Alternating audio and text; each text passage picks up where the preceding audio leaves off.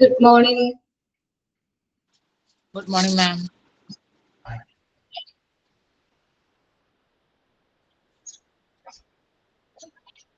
Good morning, all. നമ്മൾ last discuss ചെയ്തത് recruitment and selection ആണ്. എന്താണ് റിക്രൂട്ട്മെന്റ് ആൻഡ് സെലക്ഷനും അതിന്റെ നേച്ചർ ഓഫ് റിക്രൂട്ട്മെന്റും ഒബ്ജക്റ്റീവ്സും ലാസ്റ്റ് ക്ലാസ്സിൽ ഡിസ്കസ് ചെയ്തിരുന്നു. ഓക്കെ അല്ലേ? അത്രയല്ലേ നമ്മൾ ഡിസ്കസ് ചെയ്തത്?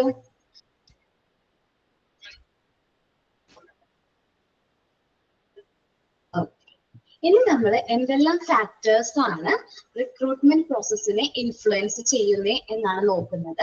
Factors influencing recruitment. എന്തൊക്കെ ഫാക്ടേഴ്സ് ആണ് നമ്മൾ ഈ സെലക്ട് ചെയ്യുന്ന ഈ ഒരു റിക്രൂട്ട്മെന്റ് പ്രോസസ്സിനെ ഇൻഫ്ലുവൻസ് ചെയ്യുന്നതെന്നാണ് നമ്മൾ നോക്കാൻ പോകുന്നത്. മെയിൻ ആയിട്ട് രണ്ട് ഫാക്ടേഴ്സ് ആണ് ഉള്ളത്. ഇന്റേണൽ ഫാക്ടറും അതേപോലെ തന്നെ എക്സ്റ്റേണൽ ഫാക്ടറും. ഇന്റേണൽ ഫാക്ടർ എന്ന് വെച്ചിട്ടുണ്ടെങ്കിൽ നമ്മുടെ ഓർഗനൈസേഷന്റെ അകത്ത് ഉള്ള ഫാക്ടേഴ്സിനെയാണ് ഇന്റേണൽ ഫാക്ടേഴ്സ് എന്ന് പറയുന്നത്. എക്സ്റ്റേണൽ ഫാക്ടേഴ്സ് എന്ന് പറഞ്ഞാൽ ഓർഗനൈസേഷന്റെ പുറത്ത് എന്നുവെച്ചാൽ നമുക്ക് കൺട്രോൾ ചെയ്യാനായിട്ട് പറ്റാത്ത ഫാക്ടേഴ്സിനെയാണ് നമ്മൾ എന്ത് പറയുന്നത്? എക്സ്റ്റേണൽ ഫാക്ടേഴ്സ് എന്ന് പറയുന്നത്. ഓക്കെ, നമ്മള് ഇത് രണ്ടായിട്ട് ക്ലാസിഫൈ ചെയ്ത് ഒരു പിക്ചർ കൊടുത്തിട്ടുണ്ട്. നിങ്ങളുടെ ടെക്സ്റ്റ് ബുക്കിൽ അത് റീഡ് ചെയ്യാൻ പറ്റുന്നുണ്ടോ? ടെക്സ്റ്റ് ബുക്കിൽ കുട്ടികൾക്ക് റീഡ് ചെയ്യാൻ പറ്റുന്നുണ്ടോ ആ ഇമേജസ് കൊടുത്തിരിക്കുന്നത്? എനിക്ക് റീഡ് ആവുന്നില്ല, അതുകൊണ്ട് ചോദിച്ചതാണ്. ക്ലിയർ കുറവാണ്. ഓക്കെ, ഞാൻ മാക്സിമം ശ്രമിക്കാം റീഡ് ചെയ്യാനായിട്ട്. നോക്കട്ടെ. സപ്ലൈ ആൻഡ് ഡിമാൻഡ് ആണ് ആദ്യത്തെ point. Then labour market influence ചെയ്യുന്നത്. ഇതിൽ എക്സ്റ്റേണൽ ഫാക്ടേഴ്സ് ആണ്. നമ്മൾ ഫാക്ടേഴ്സ് അഫക്റ്റിംഗ് റിക്രൂട്ട്മെന്റിൽ എക്സ്റ്റേണൽ ഫാക്ടേഴ്സ് പോയിന്റ് ഔട്ട് ചെയ്തിട്ടുണ്ട്. അതാണ് ഞാൻ റീഡ് ചെയ്യുന്നത്. Supply and demand, labour market, image or goodwill, then political, social, legal environment, unemployment rate, competitors. ഇത്രയുമാണ് എക്സ്റ്റേണൽ ഫാക്ടേഴ്സ് ഇൻഫ്ലുവൻസ് ചെയ്യുന്നത്. താഴെ പോയിന്റ് ആയിട്ട് കൊടുത്തിട്ടുണ്ട്.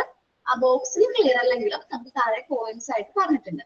ഇനി ഇന്റേണൽ ഫാക്ടേഴ്സിൽ വരുന്നത് recruitment policy, human resource planning, size of the firm, cost of recruitment, growth and expansion. അപ്പൊ ഇത്രയും factors ആണ് ഇന്റേണൽ ഫാക്ടർ ആയിട്ട് എന്ത് ചെയ്യുന്നത്? ഇൻഫ്ലുവൻസ് ചെയ്യുന്നത്. അപ്പൊ നമ്മൾ എന്താ പറഞ്ഞുകൊണ്ടിരുന്നത്? എന്തെല്ലാം ഫാക്ടേഴ്സ് ആണ് റിക്രൂട്ട്മെന്റിനെ ഇൻഫ്ലുവൻസ് ചെയ്യുന്നത്? റിക്രൂട്ട്മെന്റിനെ ഇൻഫ്ലുവൻസ് ചെയ്യുന്ന മെയിൻ ആയിട്ട് രണ്ട് ഫാക്ടേഴ്സ് ആണ്. ഏതെല്ലാമാണ്? എക്സ്റ്റേണൽ ഫാക്ടേഴ്സും ഇന്റേണൽ ഫാക്ടേഴ്സും. എക്സ്റ്റേണൽ ഫാക്ടേഴ്സ് എന്ന് പറഞ്ഞിട്ടുണ്ടെങ്കിൽ നമ്മുടെ ഓർഗനൈസേഷന്റെ പുറത്ത് ഉള്ള ഫാക്ടേഴ്സിനെയാണ് എക്സ്റ്റേണൽ ഫാക്ടേഴ്സ് എന്ന് പറയുന്നത്. ഇന്റേണൽ ഫാക്ടേഴ്സ് എന്ന് പറഞ്ഞാൽ ഓർഗനൈസേഷന്റെ അകത്ത് ഇൻഫ്ലുവൻസ് ചെയ്യുന്ന ഫാക്ടേഴ്സ് ആണ്. ഇനി നമ്മൾ ഡിസ്കസ് ചെയ്യാൻ പോകുന്നത് എന്തൊക്കെയാണ് എക്സ്റ്റേണൽ ഫാക്ടേഴ്സ് എന്നാണ്. ഓക്കെ, നോക്കാം.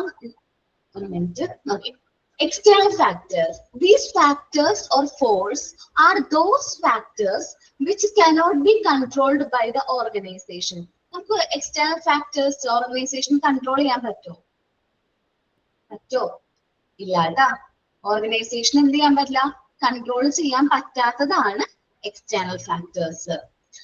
These factors or force are those factors which cannot be controlled by the organization. The organization കൊണ്ട് കൺട്രോൾ ചെയ്യാനായിട്ട് പറ്റില്ല.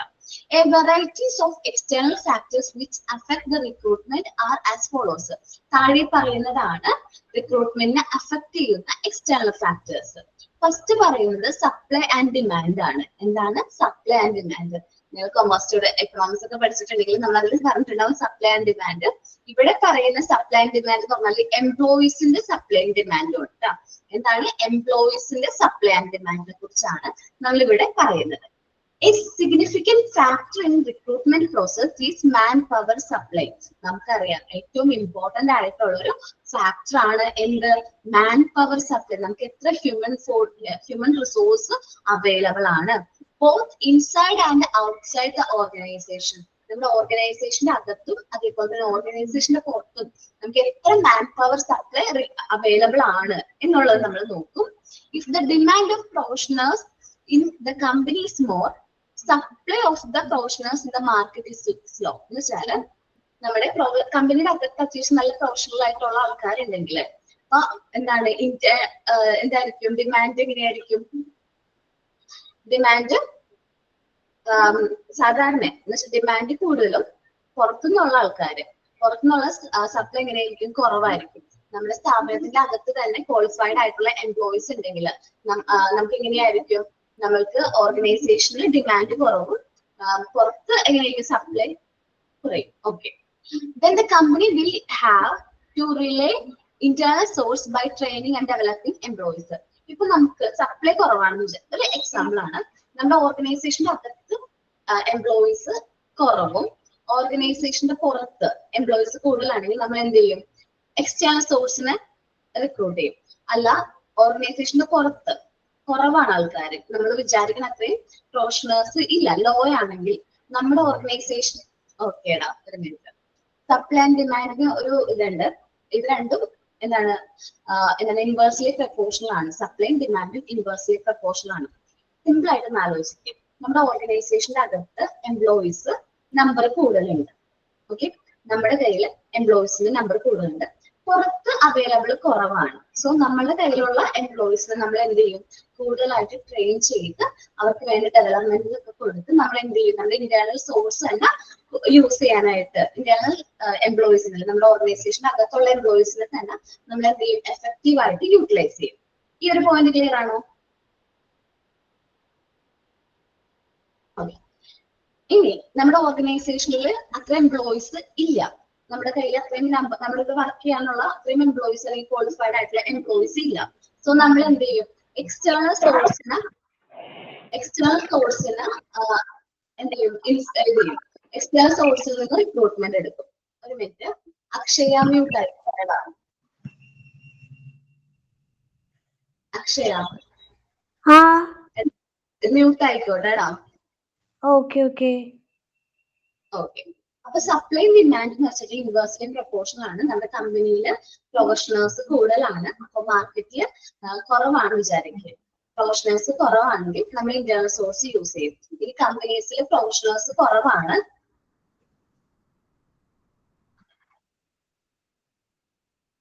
ഒരു മിനിറ്റ്,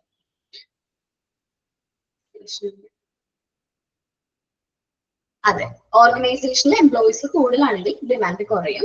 ഓർഗനൈസേഷനിൽ എംപ്ലോയീസ് കൂടുതലാണെങ്കിൽ ഡിമാൻഡ് കുറയും. നമുക്ക് പുറത്തുനിന്ന് എടുക്കേണ്ട കാര്യം വരുന്നില്ലല്ലോ. സോ ഡിമാൻഡ് കുറയും. ഓർഗനൈസേഷന്റെ അകത്ത് എംപ്ലോയീസ് കുറവാണെങ്കിൽ ഡിമാൻഡ് കൂടും. രണ്ടും പറയണം. ഓക്കെ, അത് ക്ലിയർ ആണോ? ഓർഗനൈസേഷനിൽ പ്രൊഫഷണൽ ആയിട്ടുള്ള എംപ്ലോയീസ് ഒരുപാട് ഉണ്ടെങ്കിൽ നമ്മൾ പുറത്തെ മാർക്കറ്റിൽ നിന്ന് എന്ത് ചെയ്യില്ല, എംപ്ലോയീസിനെ റിക്രൂട്ട് ചെയ്യില്ല. ഇനി എംപ്ലോയീസ് കുറവാണ്, സോ നമുക്ക് വേറെ സോഴ്സ് ഒന്നുമില്ല, നമ്മൾ എന്ത് ചെയ്യേണ്ടി വരും, റിക്രൂട്ട്മെന്റ് പ്രോസസ് കണ്ടക്ട് ചെയ്യേണ്ടി വരും. ഈ ഒരു പോയിന്റ് ക്ലിയർ ആണല്ലോ? ഓക്കെ, അത് ഇത്തിരി സപ്ലൈ ഡിമാൻഡ് തമ്മിൽ ഇൻവേഴ്സ്ലി പ്രൊപ്പോർഷണൽ ആണ്. ഏതെങ്കിലും ഒരു പോയിന്റ് വെച്ചിട്ട് അത് ക്ലിയർ ആക്കി വയ്ക്കാം. ഡിമാൻഡ് ആണെങ്കിൽ ഡിമാൻഡ് വെച്ചിട്ട് ക്ലിയർ ആക്കുക, സപ്ലൈ രണ്ട് രീതിയിൽ നമുക്ക് പറയാം. ഇനി ഇൻഫ്ലുവൻസ് ചെയ്യുന്ന അടുത്ത ഫാക്ടർ ആണ് അൺഎംപ്ലോയ്മെന്റ് റേറ്റ്. നമ്മളുടെ എക്കണോമി എന്ത് ചെയ്തുകൊണ്ടിരിക്കുകയാണ്, ഗ്രോ ചെയ്തുകൊണ്ടിരിക്കുകയാണ്. അല്ലെങ്കിൽ നമ്മൾ ഇന്ന് ഒരു കോഴ്സ് കഴിഞ്ഞ് പാസ് ഔട്ട് ആവുന്ന കുട്ടികൾ നമ്പർ ഓഫ് സ്റ്റുഡൻസ് ഉണ്ട്.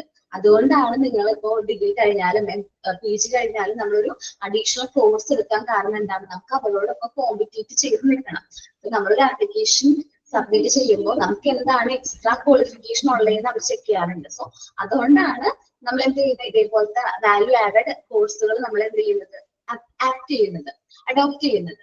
നമ്മുടെ എക്കണോമി എന്ത് ചെയ്തുകൊണ്ടിരിക്കുകയാണ്, ഗ്രോ ചെയ്തുകൊണ്ടിരിക്കുകയാണ്. നമ്മുടെ ആപ്ലിക്കൻസ് അല്ലെങ്കിൽ നമ്മളെന്താ പറയാ എംപ്ലോയീസ് നമ്പേഴ്സ് അല്ലെങ്കിൽ ആപ്ലിക്കൻസിന്റെ നമ്പേഴ്സ് കൂടിക്കൊണ്ടിരിക്കുകയാണ്. അപ്പോൾ നമ്മുടെ കമ്പനിയിൽ ജോബ് കുറവാണ്. ജോബ് കമ്പനിയിൽ അധികം നമ്മുടെ കമ്പനിയിലുള്ള എല്ലാ എംപ്ലോയീസിനും കൊടുക്കാനുള്ള ജോബേ ഉള്ളൂ. പക്ഷേ പുറത്ത് ഒത്തിരി ആൾക്കാർ ജോബ് ഇല്ലാണ്ട് അൺഎംപ്ലോയ്മെന്റ്, എനിക്ക് തോന്നുന്നു കേരളം പോലൊരു സംസ്ഥാനത്താണ് ഏറ്റവും കൂടുതൽ അൺഎംപ്ലോയ്മെന്റ് റേറ്റ് ഉള്ളത്, അല്ലെ? കാരണം ഇന്ന് പഠിച്ചിറങ്ങുന്ന എത്ര കുട്ടികൾക്ക് നല്ല സാലറിയിലുള്ള ജോബ് കിട്ടുന്നുണ്ട്, അവർ പഠിച്ച ക്വാളിഫിക്കേഷൻ ഉള്ള എത്ര കുട്ടികൾക്ക് കറക്റ്റ് ആയിട്ടുള്ള ജോബ് കിട്ടുന്നുണ്ട്. കാരണം നമുക്ക് ഒത്തിരി കുട്ടികൾ നന്നായിട്ട് പഠിക്കും, നല്ല ലിറ്ററസി ഉള്ളൊരു സംസ്ഥാനമാണ്, നന്നായിട്ട് പഠിക്കുന്ന കുട്ടികളാണ് ഇവിടെ ഉള്ളവരൊക്കെ. പക്ഷെ എന്താണ്, നമുക്ക് ജോബ് അവൈലബിലിറ്റി കുറവാണ്. അതുകൊണ്ടാണ് നമ്മൾ എന്ത് ചെയ്യുന്നത്, ഗൾഫ് അതേപോലെ തന്നെ യൂറോപ്യൻ കൺട്രീസിലേക്കൊക്കെ ജോബ് അന്വേഷിച്ച് പോകുന്നതും അല്ലെങ്കിൽ എന്തെങ്കിലും സ്റ്റുഡന്റ് വിസയിൽ പോകുന്നത്, അവിടെ പഠിച്ച് അവിടെ തന്നെ ജോബ് ചെയ്യുന്നത്. കാരണം കേരളത്തിൽ അൺഎംപ്ലോയ്മെന്റ് റേറ്റ് കുറവാണ്. സോ നമ്മുടെ ഇവിടെ ഉള്ള കമ്പനീസിൽ ലാക്ക് ഓഫ് ജോബിന്റെ എണ്ണം കുറയുമ്പോൾ നമുക്ക് എന്ത് ചെയ്യാൻ, അപ്പൊ ലേബേഴ്സ് എങ്ങനെയായിരിക്കും മാർക്കറ്റിൽ, ആപ്ലിക്കൻസിന്റെ എണ്ണം എങ്ങനെയായിരിക്കും, കൂടും. Surplus labours in the market. അങ്ങനെ സർപ്ലസ് ആയിട്ട് ലേബേഴ്സ് വരുമ്പോ ഒരു ജോബിന്, ഒരു പോസ്റ്റ് ആയിരിക്കും ഗവൺമെന്റിന്റെ, നിങ്ങളൊന്ന് ആലോചിക്കുക, PSCക്ക് ഒരു 13 പോസ്റ്റ് ആയിരിക്കും. എത്ര ലക്ഷം പേരാണ് അവർ അപ്ലൈ ചെയ്യുന്നത് ആ ഒരു പോസ്റ്റിന് വേണ്ടിയിട്ട്?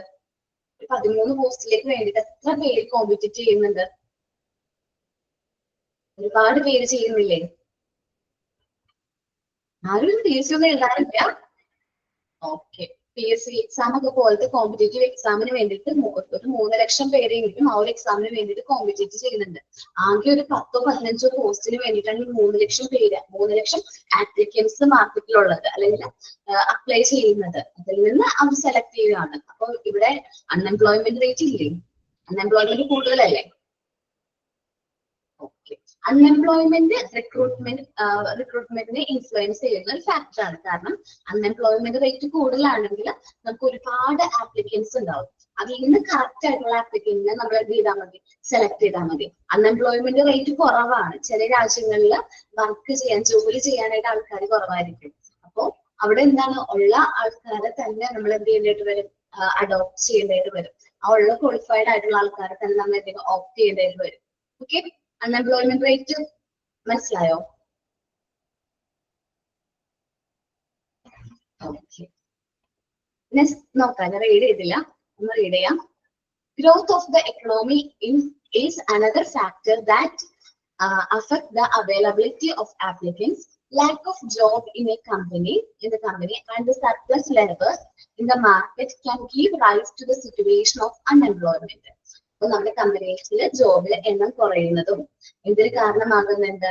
സർപ്ലസ് ലേബേഴ്സ്, മാർക്കറ്റിൽ സർപ്ലസ് ലേബേഴ്സ് വരാനുള്ള ഒരു സിറ്റുവേഷൻ ക്രിയേറ്റ് ചെയ്യുന്നുണ്ട്. ഇത് അൺഎംപ്ലോയ്മെന്റ് റേറ്റ് ഇൻക്രീസ് ചെയ്യാൻ കാരണമാകും. ഓക്കെ, ഇനി അടുത്തത് പറയുന്നത് ലേബർ മാർക്കറ്റ് ആണ്. Labour market. Okay,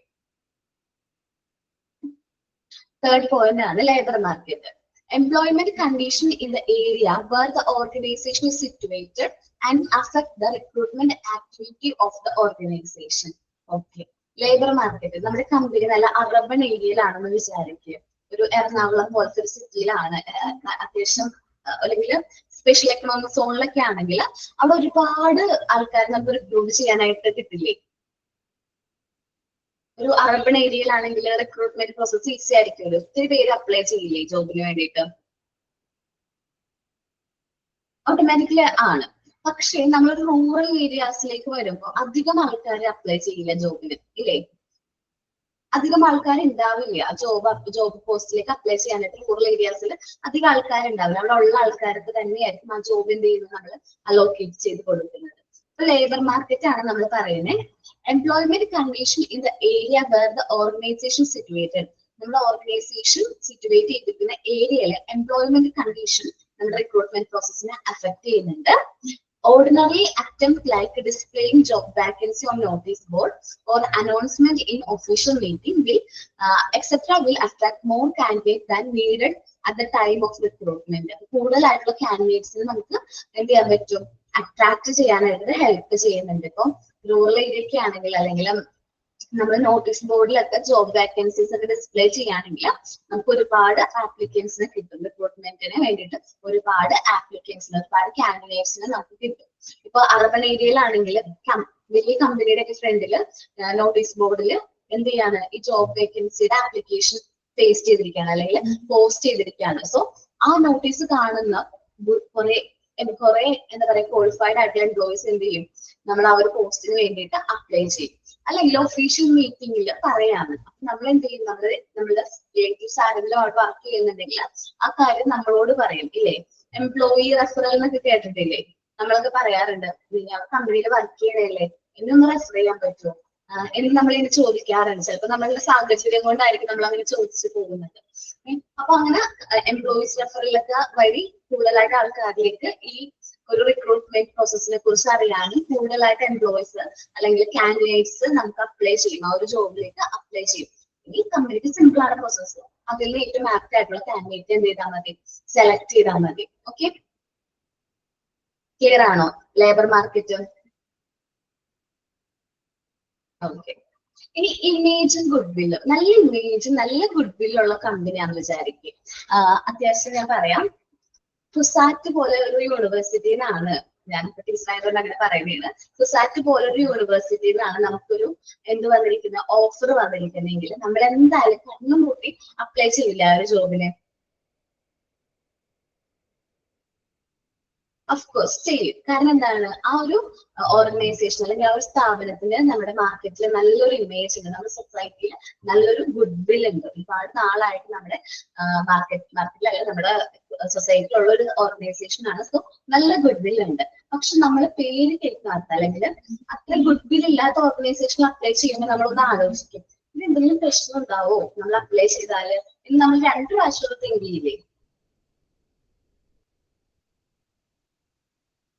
okay, think ചെയ്യാം, ഞാൻ ചെയ്തിട്ടുണ്ട്. അപ്പൊ നമ്മളൊന്ന് ഗുഡ് വിൽ വളരെ ഇമ്പോർട്ടന്റ് ആയിട്ടുള്ള ഫാക്ടേഴ്സ് ആണ്. ഗുഡ് വിൽ ഉള്ള ഓർഗനൈസേഷൻ ആണെങ്കിൽ റിക്രൂട്ട്മെന്റിന് വേണ്ടിയിട്ട് ഒരുപാട് കാൻഡിഡേറ്റ്സിനെ കിട്ടും.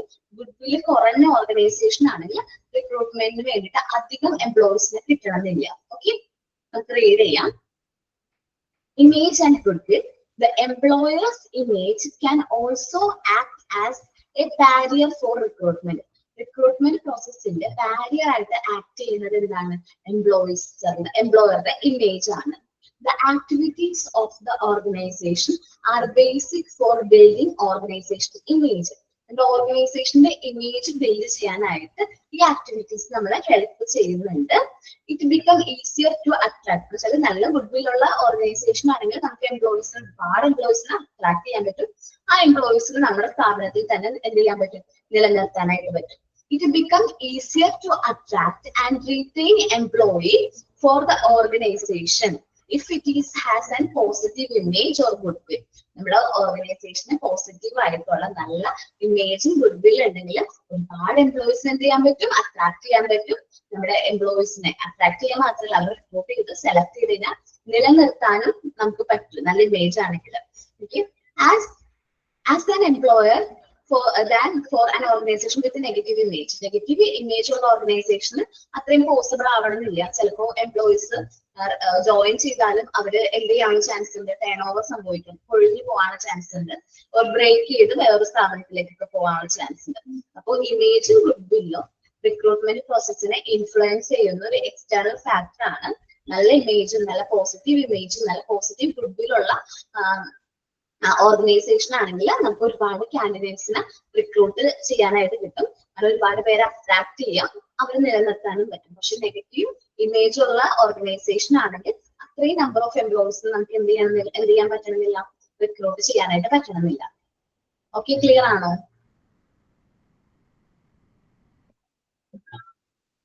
Okay, then political. അടുത്ത പോയിന്റ് ആണ് political, social, legal environment.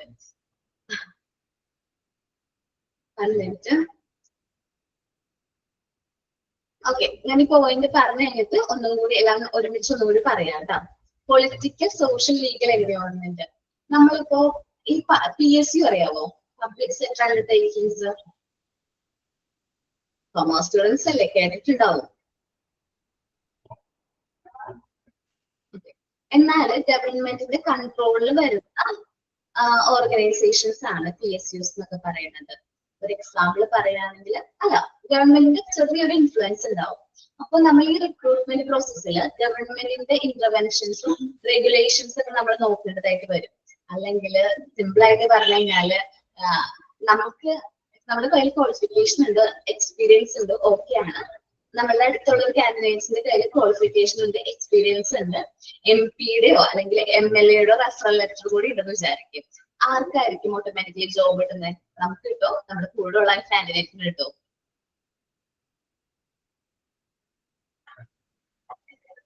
Automatically. നിങ്ങളൊന്ന് ആലോചിച്ച് നോക്കിയും, പൊളിറ്റിക്കൽ ഇൻഫ്ലുവൻസ് ഇല്ല, ഒരു ജോബ് കിട്ടാനായിട്ട് പൊളിറ്റിക്കലി ഇൻഫ്ലുവൻസ് ചെയ്യാറില്ലേ ചില പോസ്റ്റുകളിലേക്ക്?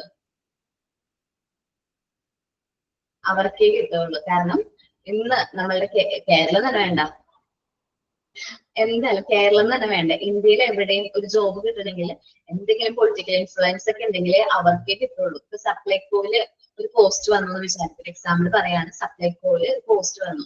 നമ്മൾ സാധാരണയായിട്ട് എക്സാമിൽ ഒരു കാൻഡിഡേറ്റ്സിന് സെലക്ട് ചെയ്യാൻ വേണ്ടി നിർത്തിയാലും അവരുടെ ഇൻഫ്ലുവൻസ് ഉള്ള കാൻഡിഡേറ്റ്സ് റാങ്ക് കുറവാണെങ്കിൽ പോലും പൊളിറ്റിക്കൽ ഇൻഫ്ലുവൻസ് ഉണ്ടെങ്കിൽ മുന്നോട്ട് വരാനുള്ള ചാൻസ് ഉണ്ട്. നമ്മള് ഇപ്പൊ കോപ്പറേറ്റീവ് സൊസൈറ്റിയുടെ എക്സാം എഴുതുന്ന കുട്ടികൾക്ക് അറിയാൻ പറ്റും. കോപ്പറേറ്റീവ് സൊസൈറ്റിയിലൊക്കെ പൊളിറ്റിക്കൽ ഇൻഫ്ലുവൻസ് ഭയങ്കരമായിട്ടുണ്ട്. കോമ്പറ്റീറ്റീവ് ഭയങ്കര കോമ്പറ്റീഷൻ അവിടെ, പൊളിറ്റിക്കൽ ഇൻഫ്ലുവൻസ് ഭയങ്കരമായിട്ടുണ്ട്. ഇപ്പം അപ്പോൾ ഏത് പാർട്ടിയാണോ ബാങ്കില് ഭരിക്കുന്നത് അത് നമ്മൾ ഭയങ്കരമായിട്ട് ഇൻഫ്ലുവൻസ് ചെയ്യും. ഏത് പാർട്ടി ആയാലും നമുക്ക് രണ്ട് പാർട്ടി ഒന്നും പറയണ്ട, രണ്ട് പേരും എന്താണ് പൊളിറ്റിക്കലി ഇൻഫ്ലുവൻസ് ആണ്. അവർക്ക് ആ ഒരു ഇൻഫ്ലുവൻസ് എന്തായാലും ഉണ്ടാവും. അപ്പൊ റിക്രൂട്ട്മെന്റ് പ്രോസസ്സിനെ എന്ത് ഇൻഫ്ലുവൻസ് ചെയ്യുന്നുണ്ട്? പൊളിറ്റിക്കൽ അല്ലെങ്കിൽ നമ്മുടെ ഗവൺമെന്റ് റെഗുലേഷൻസ് ഉണ്ട്, അതിലൂടെ പൊളിറ്റിക്കൽ ഇൻഫ്ലുവൻസ് ഉണ്ട്. നമുക്ക് നോക്കാം. Political, social, legal environment. Recruitment practice are directly influenced by various government regulations which keep out favoritism in hiring and employment. നമ്മുടെ ഹയറിംഗ് പ്രോസസ്സിലും എംപ്ലോയ്മെന്റ് പ്രോസസ്സിലും ഒരു ഫേവറിറ്റിസം കാണിക്കാറുണ്ട്. പൊളിറ്റിക്കൽ പാർട്ടി അവരെ ഇൻഫ്ലുവൻസ് ചെയ്യുന്ന ആൾക്കാരായിട്ട് അവർക്ക് ഫേവർ ആയിട്ട് നിൽക്കുന്ന ആളായിട്ട് എന്ത് ചെയ്യുന്നത്? റിക്രൂട്ട് ചെയ്യുന്നത്. ഫോർ എക്സാമ്പിൾ പറയാണ്, സാധാരണ നമുക്ക് ഒരു എക്സാമ്പിൾ അവർ പറയുന്നത് registration four reservation in employment. നമുക്കൊരു പോസ്റ്റ് വന്നു എന്ന് വിചാരിക്കും, ഡിവിഷണൽ അക്കൗണ്ടന്റ് പോസ്റ്റ്. ഈ ഇടയ്ക്ക് വന്നൊരു എക്സാം ആണ് ഇല്ലേ? ഡിവിഷണൽ അക്കൗണ്ടന്റ് എക്സാം എഴുതിയവരാരൊക്കെ ഉണ്ട്? ഓക്കെ, അതിൽ റിസർവേഷൻ കാറ്റഗറി ഉണ്ട് അല്ലെ?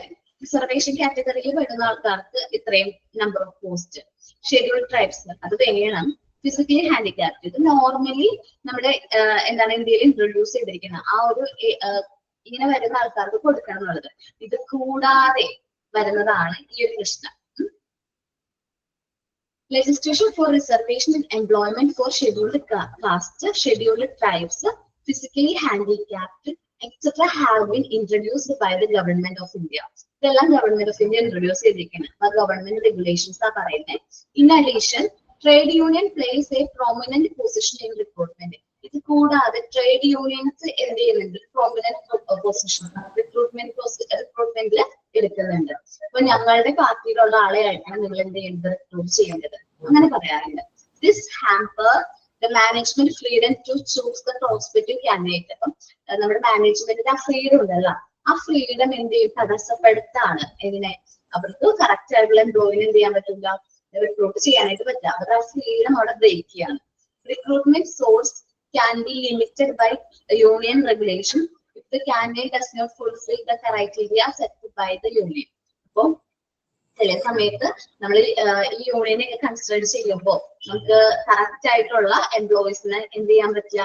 സെലക്ട് ചെയ്യാനായിട്ട് പറ്റില്ല. പക്ഷെ യൂണിയൻ പറയുന്ന ആൾക്കാരെ സെലക്ട് ചെയ്യാൻ പറ്റുള്ളൂ, അല്ലെങ്കിൽ അവരെ സ്ട്രൈക്ക് അങ്ങനത്തെ പ്രശ്നങ്ങളിലേക്ക് പോകും. ഇപ്പൊ മാനേജ്മെന്റിന് ആ ഒരു ഫ്രീഡം ചില സമയത്ത് എന്ത് ചെയ്യാറുണ്ട്? ബ്രേക്ക് ചെയ്യാറുണ്ട് എന്നാ പറയുന്നത്. Okay, political, social, legal environment. നമ്മൾ പറയുന്നത് കോമ്പറ്റീറ്റേഴ്സ് ആണ് കേട്ടോ. നമ്മൾ റിക്രൂട്ട്മെന്റ് പ്രോസസ്സിനെ ഇൻഫ്ലുവൻസ് ചെയ്യുന്ന നെക്സ്റ്റ് ഫാക്ടേഴ്സ് നമ്മുടെ കോമ്പറ്റീറ്റേഴ്സ് ആണ്. Recruitment function is also influenced by recruitment policy of the competitors. അപ്പൊ കോമ്പറ്റീറ്റേഴ്സിന്റെ പോളിസീസും നമ്മൾ എന്ത് ചെയ്യുന്നുണ്ട്? റിക്രൂട്ട്മെന്റ് പ്രോസസ്സിനെ ഇൻഫ്ലുവൻസ് ചെയ്യുന്നുണ്ട്. നമ്മൾ കൊടുക്കുന്ന അതേ സാലറി പാക്കേജില് അവര് എക്സ്ട്രാ എന്തെങ്കിലും അലവൻസോ എന്തെങ്കിലും ബെനിഫിറ്റ്സോ പ്രൊവൈഡ് ചെയ്യുകയാണെങ്കിൽ ഓട്ടോമാറ്റിക്കലി നല്ല ക്വാളിഫൈഡ് ആയിട്ടുള്ള കാൻഡിഡേറ്റ്സ് എങ്ങോട്ട് പോകും? നമ്മുടെ സ്ഥാപനത്തിലേക്ക് പോകുമോ അല്ലെങ്കിൽ കോമ്പറ്റീറ്റേഴ്സിന്റെ സ്ഥാപനത്തിലേക്ക് പോകുമോ? ഓട്ടോമാറ്റിക്കലി കോമ്പറ്റീറ്റേഴ്സിന്റെ സ്ഥാനത്തിലേക്ക് ആ ഒരു സ്ഥാപനത്തിലേക്ക് പോകുള്ളൂ. അവർ കൂടുതലായിട്ട് എന്തെങ്കിലും ബെനിഫിറ്റ്സോ എഡ്യൂക്കേഷൻ ബെനിഫിറ്റ്സോ ചിൽഡ്രൻ എഡ്യൂക്കേഷൻ ബെനിഫിറ്റ്സോ അല്ലെങ്കിൽ ഡിയർനെസ് അലവൻസോ ബോണസോ അങ്ങനെ എന്തെങ്കിലും എക്സ്ട്രാ അലവൻസ് പ്രൊവൈഡ് ചെയ്യാന്ന് പറഞ്ഞു കഴിഞ്ഞാല് കാൻഡിഡേറ്റ്സ് എന്ത് ചെയ്യുള്ളൂ? അവർക്ക് ഏത് അവരുടെ ഫേവറിറ്റിസം നോക്കാറുണ്ട്. നമ്മളൊരു ഓർഗനൈസേഷൻ സെലക്ട് ചെയ്യുമ്പോൾ അവർക്ക് ഏത് ഓർഗനൈസേഷനാണ് ആപ്റ്റ് ആയിട്ടുള്ളത് അത് നോക്കിയിട്ടായിരിക്കും എന്ത് ചെയ്യുന്നത്? കാൻഡിഡേറ്റ്സ് പോകുന്നത്. കോമ്പറ്റീറ്റേഴ്സിന്റെ പോളിസി നമ്മൾ ഈ റിക്രൂട്ട്മെന്റ് പ്രോസസ്സിൽ എന്ത് ചെയ്യുന്നുണ്ട്? ഇൻഫ്ലുവൻസ് ചെയ്യുന്നുണ്ട്. Generally organisation change their recruitment policy to match with the recruiter policy. So നമ്മള് നിർബന്ധിതരാവുകയാണ് റിക്രൂട്ടർ അല്ലെ കോമ്പറ്റീറ്റേഴ്സിന്റെ പോളിസി ആയിട്ട് മാച്ച് ചെയ്യാനായിട്ട്. മാച്ച് ആവുന്ന രീതിയിൽ നമ്മൾ എന്ത് ചെയ്യണം? നമ്മുടെ റിക്രൂട്ട്മെന്റ് പോളിസീസ് ചേഞ്ച് ചെയ്യേണ്ടതായിട്ട് വരും. So they can compete in the market. എന്നാൽ മാത്രമേ നമുക്ക് അത്രയും നല്ല ക്വാളിഫൈഡ് ആയിട്ടുള്ള എംപ്ലോയീസിനെ മാർക്കറ്റിൽ കിട്ടുള്ളൂ. ഓക്കെ, നമ്മളിപ്പോ പറഞ്ഞത് എക്സ്റ്റേണൽ ഫാക്ടേഴ്സ് ആണ്. റിക്രൂട്ട്മെന്റ് പ്രോസസ്സിനെ അഫക്ട് ചെയ്യുന്ന എക്സ്റ്റേണൽ ഫാക്ടേഴ്സിനെ കുറിച്ചിട്ടാണ് പറഞ്ഞത്. ഡിമാൻഡ് ആൻഡ് സപ്ലൈയുടെ ഫസ്റ്റ് പറഞ്ഞ പോയിന്റ് കേൾക്കാത്തവർ ശ്രദ്ധിച്ചിരിക്കുക. ദെൻ എല്ലാവരും ഒന്ന് ശ്രദ്ധിക്കുക കേട്ടോ. 1 മിനിറ്റ്. ഓക്കെ, അപ്പോ ആദ്യം പറയുന്നത് സപ്ലൈ ആൻഡ് ഡിമാൻഡ് ആയിരുന്നു. നമ്മുടെ ഓർഗനൈസേഷനിൽ എംപ്ലോയീസിന്റെ എണ്ണം കൂടുതലാണ്. അത്യാവശ്യം പ്രൊഫഷണൽ ആയിട്ടുള്ള എംപ്ലോയീസ് നമ്മുടെ ഓർഗനൈസേഷനിലുണ്ട്. അങ്ങനെയാണെങ്കിൽ നമ്മൾ പുറത്ത് എംപ്ലോയീസിനെ എടുക്കുമോ? ഇല്ലല്ലോ. ഡിമാൻഡ് കുറവായിരിക്കും. നമുക്ക് എംപ്ലോയീസിന്റെ ഡിമാൻഡ് കുറവായിരിക്കും. നമ്മൾ എന്ത് ചെയ്യും? നമ്മുടെ ഓർഗനൈസേഷനിലുള്ള എംപ്ലോയീസിനെ തന്നെ നല്ല രീതിയിൽ ട്രെയിൻ ചെയ്ത് ഡെവലപ്പ് ചെയ്ത് നമ്മൾ എന്ത് ചെയ്യാൻ നോക്കും? എഫക്റ്റീവ് ആയിട്ട് അവരെ യൂട്ടിലൈസ് ചെയ്യും. ഇനി നമ്മുടെ ഓർഗനൈസേഷനിൽ അത്രയും നമ്പർ ഓഫ് എംപ്ലോയീസ് ഇല്ല. സോ നമ്മൾ എന്ത് ചെയ്യും? പുറത്ത് നിന്നുള്ള എംപ്ലോയീസിനെ എന്ത് ചെയ്യേണ്ടതായിട്ട് വരും? റിക്രൂട്ട് ചെയ്യേണ്ടതായിട്ട് വരും. സോ അവിടെ ഡിമാൻഡ് ക്രിയേറ്റ് ചെയ്യാണ്. അവിടെ എന്ത് ചെയ്യാണ്? ഡിമാൻഡ് ക്രിയേറ്റ് ചെയ്യണം. നമ്മുടെ സ്ഥാപനത്തിലെ എംപ്ലോയീസ് നമ്പർ ഓഫ് എംപ്ലോയീസ് കൂടുതലാണെങ്കിൽ നമുക്ക് ഡിമാൻഡ് കുറവും, നമ്മുടെ സ്ഥാപനത്തിലെ എംപ്ലോയീസ് കുറവാണെങ്കിൽ ഡിമാൻഡ് കൂടുതലുമായി. ദെൻ നമ്മൾ പറഞ്ഞത് എംപ്ലോയ്മെന്റ് റേറ്റ് ആണ്. നമുക്കറിയാം എന്താണ് അൺഎംപ്ലോയ്മെന്റ് റേറ്റ് എന്ന് പറഞ്ഞാൽ വളരെ കൂടുതലാണ്. കേരളം പോലെ ഉള്ള ഒരു സംസ്ഥാനത്ത് ഒരുപാട് ക്വാളിഫൈഡ് ആയിട്ടുള്ള സ്റ്റുഡൻസ് അല്ലെങ്കിൽ ആപ്ലിക്കൻസ് ഉള്ളതുകൊണ്ട് തന്നെ അൺഎംപ്ലോയ്മെന്റ് റേറ്റ് കൂടുതലാണ്. നമുക്ക് കമ്പനീസിലുള്ള ജോബുകളുടെ എണ്ണം ഭയങ്കര കുറവാണ്. അപ്പൊ എന്ത് ചെയ്യും? സർപ്ലസ് ലേബേഴ്സ് നമ്മുടെ മാർക്കറ്റിൽ ക്രിയേറ്റ് ചെയ്യും. സോ അവർക്ക് ജോബ് കിട്ടണമെന്നില്ല. അതുകൊണ്ടാണ് ഈ കോമ്പറ്റീഷൻ എക്സാമുകൾ ഉണ്ടാവും. കോമ്പറ്റീഷൻ എക്സാമുകൾ അല്ലെങ്കിൽ PSC, SSC പോലത്തെ എക്സാമിനേക്ക് ഒരുപാട് ആപ്ലിക്കൻസ് വരുന്നത്. കാരണം നമ്മുടെ മാർക്കറ്റിൽ എങ്ങനെയാണ് ലേബേഴ്സിന്റെ നമ്പർ അല്ലെങ്കിൽ ക്വാളിഫൈഡ് ആയിട്ടുള്ള കാൻഡിഡേറ്റ്സിന്റെ നമ്പർ കൂടുതലാണ്. ഓക്കെ, ദെൻ ലേബർ മാർക്കറ്റ് അടുത്ത് ഇൻഫ്ലുവൻസ് ചെയ്യുന്നതാണ്. നമ്മൾ ഏത് സ്ഥലത്താണ് നമ്മുടെ ഓർഗനൈസേഷൻ സിറ്റുവേറ്റ് ചെയ്തിരിക്കുന്നതെന്ന് വളരെ ഇൻഫ്ലുവൻസിങ് ആണ്. അപ്പോൾ നമ്മൾ അത്യാവശ്യം അർബൻ ഏരിയയിലാണെങ്കിൽ നമുക്കൊരു ജോബ് വേക്കൻസി നോട്ടീസ് ബോർഡിൽ പേസ്റ്റ് ചെയ്താൽ മതി.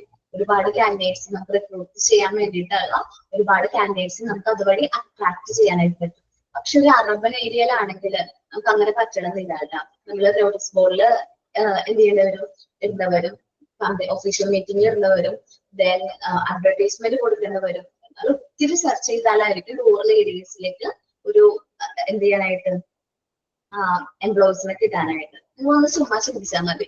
നിങ്ങളൊരു ടീച്ചറാണെന്ന് വിചാരിക്കും. ഇപ്പൊ എറണാകുളത്ത് നിങ്ങൾ ജോലി കിട്ടി, അതേപോലത്തെ നിങ്ങൾക്ക് കിട്ടിയിരിക്കുന്നത് ഇടുക്കിയോ കോട്ടയം പോലത്തെ ആ ഒരു ഭാഗത്തേക്കാണ്. എന്നുവെച്ചാൽ ഹൈ റേഞ്ച് ഏരിയയിലേക്കാണ് നിങ്ങൾക്ക് ജോബ് കിട്ടിയത്. നിങ്ങൾ എവിടെ പോകാനായിരിക്കും താല്പര്യം കാണിക്കുന്നത്?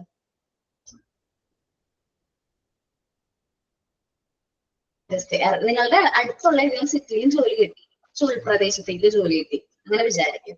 അപ്പൊ നമ്മുടെ അടുത്തുള്ള സ്ഥലത്ത് അല്ലെങ്കിൽ നമ്മുടെ അർബൻ ഏരിയാസിലായിരിക്കും ജോബിന് പോകാനായിട്ട് താല്പര്യം കാണിക്കുന്നത്. അത് നോർമലി ആണ്, എല്ലാവരും അങ്ങനെ തന്നെയാണ്. പക്ഷെ റൂറൽ ഏരിയാസിലേക്ക് പോയി വർക്ക് ചെയ്യാനായിട്ട് അധികം ആരും താല്പര്യം കാണിക്കാറില്ല. കാരണം അവിടുത്തെ ഫെസിലിറ്റീസിന്റെ കുറവുകൾ കൊണ്ട് തന്നെയാണ് എന്ത് ചെയ്യുന്നത്? റൂറൽ ഏരിയാസിലേക്ക് പോകാത്തത്. ലേബർ മാർക്കറ്റ് ഇൻഫ്ലുവൻസ് ചെയ്യുന്നുണ്ട്. ആ ഓർഗനൈസേഷൻ എവിടെയാണ് സിറ്റുവേറ്റ് ചെയ്യുന്നത് എന്ന് ഉള്ള ഒരു കാര്യം എന്ത് ചെയ്യുന്നുണ്ട്? റിക്രൂട്ട്മെന്റ് പ്രോസസ്സിനെ ഇൻഫ്ലുവൻസ് ചെയ്യുന്നുണ്ട്. Okay, then image and good വില്ല് പറഞ്ഞു. നല്ല ഇമേജ് നല്ല ഗുഡ് വില്ലുള്ള ഓർഗനൈസേഷൻ ആണെങ്കിൽ നമുക്ക് ഒരുപാട് എംപ്ലോയീസിനെ എന്ത് ചെയ്യാൻ പറ്റും? അട്രാക്ട് ചെയ്യാനായിട്ട് പറ്റും. ഒരുപാട് ആപ്ലിക്കേഷൻസ് നമുക്ക് കിട്ടും. പക്ഷെ എന്താ പറയാ, ഗുഡ് വില്ല് കുറവാണ്. നെഗറ്റീവ് ഇമേജ് ആണ് ആ ഒരു ഓർഗനൈസേഷനെ കുറിച്ചുള്ളത്. അങ്ങനെ എനിക്ക് ആരെങ്കിലും പോയി അവിടെ ജോബിന് ആപ്ലിക്കേഷൻ കൊടുക്കും? ഇല്ല. ഇനി നമ്മളെ ഇൻഫ്ലുവൻസ് ചെയ്യുന്ന എക്സ്റ്റേണൽ ഒരു ഫാക്ടറാണ് പൊളിറ്റിക്കൽ ഇൻഫ്ലുവൻസ്. വളരെ കൂടുതലാണ്. ഇന്ത്യ പോലുള്ള രാജ്യത്ത് അല്ലെങ്കിൽ കേരളം പോലുള്ള ഒരു സംസ്ഥാനത്ത് പൊളിറ്റിക്കൽ ഇൻഫ്ലുവൻസ് ഇല്ലാതെ ഒരു ജോലിയും കിട്ടില്ല എന്ന് പറയുന്ന ഒരു അവസ്ഥയിലേക്ക് വന്നുകൊണ്ടിരിക്കുകയാണ്. ഇപ്പൊ കമ്പനീസ് ആവട്ടെ അല്ലെങ്കിൽ ഞാൻ പറഞ്ഞ പോലെ കോപ്പറേറ്റീവ് സൊസൈറ്റീസോ എന്തോ ആവട്ടെ, എവിടെയും എന്തുണ്ട്? ഈ പൊളിറ്റിക്കൽ ഇൻഫ്ലുവൻസ് ഉണ്ട്. ഫേവറേറ്റിസം ഒക്കെ ഹയറിംഗ് പ്രോസസ്സിലും എംപ്ലോയ്മെന്റ് പ്രോസസ്സിലും ഈ ഫേവറേറ്റിസം ഉണ്ട്. അത് കൂടാതെ ഗവൺമെന്റ് കുറെ റെഗുലേഷൻസ് വെച്ചിട്ടുണ്ട്. എന്തൊക്കെയാണ്? ഇത്രയും job vacancy scheduled caste, scheduled tribes, physically handicapped ആയിട്ടുള്ള ആൾക്കാർക്ക് വേണം. അത് കഴിഞ്ഞിട്ടുള്ളതിനാണ് ഈ പൊളിറ്റിക്കൽ ഇൻഫ്ലുവൻസ് വരുന്നത്. ഈ റിസർവേഷൻ നല്ലതാണ് കേട്ടോ. കാര്യം പറഞ്ഞാല് ഒരു പരിധി വരെ ഈ റിസർവേഷൻ നല്ലതാണ്. എന്റെ അഭിപ്രായത്തിൽ നല്ലത് തന്നെയാണ്. പിന്നെ ഉള്ള ആ ഒരു ബാക്കിയുള്ള പോർഷനിൽ ഇത് വരുന്നത് പൊളിറ്റിക്കൽ ഇൻഫ്ലുവൻസ് വരുമ്പോഴാണ് ഈ ഒരു പ്രശ്നം എന്താ പറയുക സൈഡ് എഫക്റ്റ് ആയിട്ട് വരുന്നത്. ഇനി കോമ്പറ്റീറ്റേഴ്സ് നമ്മളെ ഈ റിക്രൂട്ട്മെന്റ് പ്രോസസ്സിനെ ഇൻഫ്ലുവൻസ് ചെയ്യുന്ന മറ്റൊരു ഫാക്ടറാണ് എന്ത് കോമ്പറ്റീഷൻ. കോമ്പറ്റീഷൻ കൂടുതലാണ് നമ്മുടെ കോമ്പറ്റീറ്റേഴ്സ് റിക്രൂട്ട്മെന്റ് പ്രോസസ്സ് അവർക്കും എന്താണ് ചെയ്യുന്നത്, നല്ല ക്വാളിഫൈഡ് ആയിട്ടുള്ള കാൻഡിഡേറ്റ്സിനെ റിക്രൂട്ട് ചെയ്യുന്നതാണ്. സോ അവർക്ക് ഫേവർ ആവുന്ന കാൻഡിഡേറ്റ്സിനെ എന്ത് ചെയ്യാനായിട്ട് നമ്മൾ ആ ഒരു ഓർഗനൈസേഷനിലേക്ക് അട്രാക്ട് ചെയ്യാൻ വേണ്ടിയിട്ട് അവർ ഒരുപാട് എന്ത് കൊടുക്കും, ഒരുപാട് ബെനിഫിറ്റ്സും കാര്യങ്ങളൊക്കെ പ്രൊവൈഡ് ചെയ്യും. നമ്മൾ ഓട്ടോമാറ്റിക്കലി നമ്മൾ ആ കാൻഡിഡേറ്റിനെ അട്രാക്ട് ചെയ്യണമെങ്കിൽ അവർ പറഞ്ഞ സ്കെയിലിനേക്കാളും കൂടുതൽ നമ്മൾ എന്ത് ചെയ്യേണ്ടതായിട്ട് വരും, ഓഫർ ചെയ്യേണ്ടതായിട്ട് വരും. ഒരു ഭാഗത്ത് നമ്മൾ ചിന്തിച്ച് നമുക്കത് നഷ്ടമാണ്, നമ്മുടെ കോസ്റ്റ് ഇൻക്രീസ് ചെയ്യാണ്.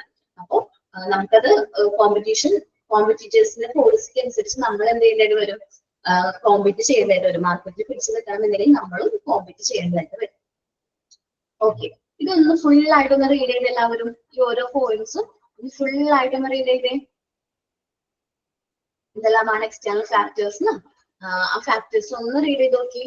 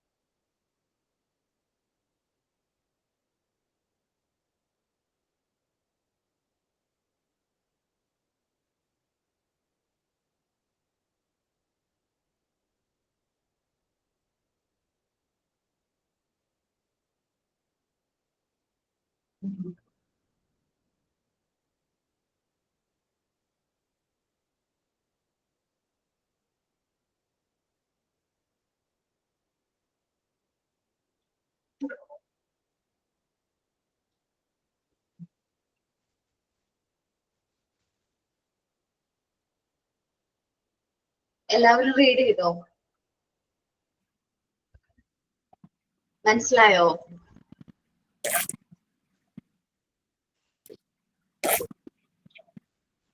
ഓക്കെ, അക്ഷയ മനസ്സിലായോ?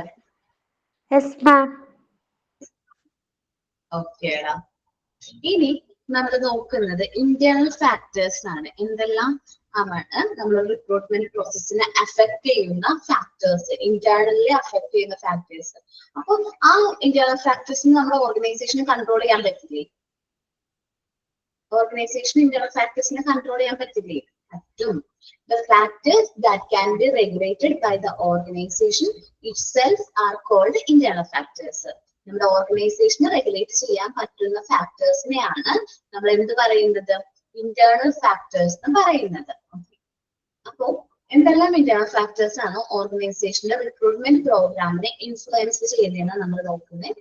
ഹ്യൂമൻ റിസോഴ്സ് പ്ലാനിങ്, നമുക്ക് എന്തോരം എംപ്ലോയീസിനെ വേണം, എത്ര എംപ്ലോയീസിന് വേണം, എത്ര ഹ്യൂമൻ റിസോഴ്സ് നമ്മുടെ ഓർഗനൈസേഷന് വേണം, എന്ത് ക്വാളിഫൈഡ്, എത്ര നമ്പേഴ്സ് ഓഫ് എംപ്ലോയീസ് വേണം, അവർക്ക് എന്ത് ക്വാളിഫിക്കേഷൻ വേണം, അതിനെ കുറിച്ചിട്ടുള്ള ഒരു പ്ലാൻ ഉണ്ടല്ലോ.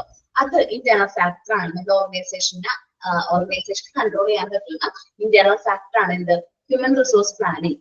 നമ്മൾ ആദ്യം നോക്കിയിട്ടുണ്ടായിരുന്നു, ഫസ്റ്റ് ചാപ്റ്ററിൽ നോക്കിയിട്ടുണ്ടായിരുന്നു. ഫസ്റ്റ് സ്റ്റെപ്പാണ് ചേർന്നില്ല ഹ്യൂമൻ റിസോഴ്സ് പ്ലാനിങ്. അപ്പൊ എന്താണ് ഹ്യൂമൻ റിസോഴ്സ്, എങ്ങനെ, എത്ര വേണം, എത്ര നമ്പർ ഓഫ് എംപ്ലോയീസ് വേണം, അവർക്ക് എന്ത് ക്വാളിഫിക്കേഷൻ വേണം, എത്ര എക്സ്പീരിയൻസ് വേണം എന്നുള്ളത് ഇൻഫ്ലുവൻസ് ചെയ്യും. റിക്രൂട്ട്മെന്റ് പോളിസിയാണ്. നമ്മൾ റിക്രൂട്ട്മെന്റ് പോളിസി ഉണ്ടല്ലോ, ഈ റിക്രൂട്ട്മെന്റ് പ്രോഗ്രാം എങ്ങനെയാണ്, അതിന്റെ പോളിസീസ് എങ്ങനെയാണ്, എത്ര സെലക്ഷൻ ക്രൈറ്റീരിയസ് വെച്ചിട്ടുണ്ട്, അതിന്റെ എയിംസ് എന്തൊക്കെയാണെന്നുള്ളതും ഇന്റേണൽ ഫാക്ടേഴ്സ് ആണ് ഒരു റിക്രൂട്ട്മെന്റ് പോളിസിനെ അഫക്ട് ചെയ്യുന്നത്. Then size of the organisation ആണ്. ഓർഗനൈസേഷന്റെ സൈസ് റിക്രൂട്ട്മെന്റ് പോളിസിനെ ഇൻഫ്ലുവൻസ് ചെയ്യും.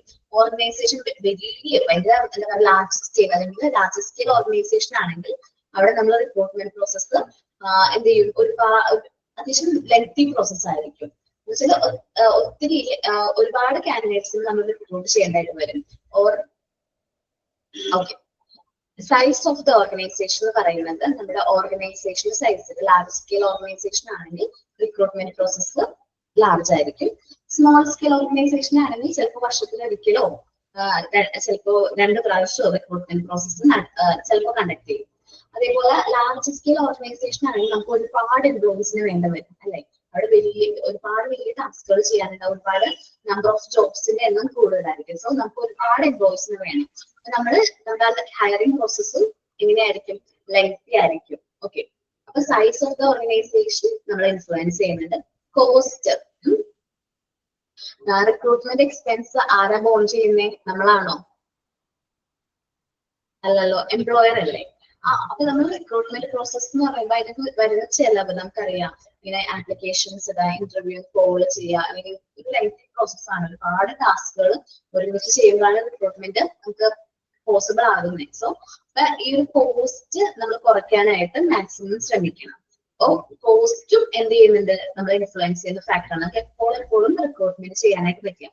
അപ്പൊ നമ്മൾ എന്ത് ചെയ്യും, ഏറ്റവും ആപ്റ്റ് ആയിട്ടുള്ള ഏറ്റവും കറക്റ്റ് ആയിട്ടുള്ള എംപ്ലോയിനെ നമ്മൾ സെലക്ട് ചെയ്യാനായിട്ട് ശ്രമിക്കണം. അതിന് നമുക്ക് കൂടുതലായിട്ട് ആപ്ലിക്കേഷൻസ് കളക്ട് ചെയ്യുകയാണെങ്കിൽ അതിൽ നിന്ന് നമുക്കൊരു സെലക്ഷൻ പോസിബിൾ ആണ്. അല്ലാത്ത പക്ഷം നമുക്ക് അത് സെലക്ഷൻ നടത്താനായിട്ട് പറ്റില്ല. ഓക്കെ കേട്ടാ,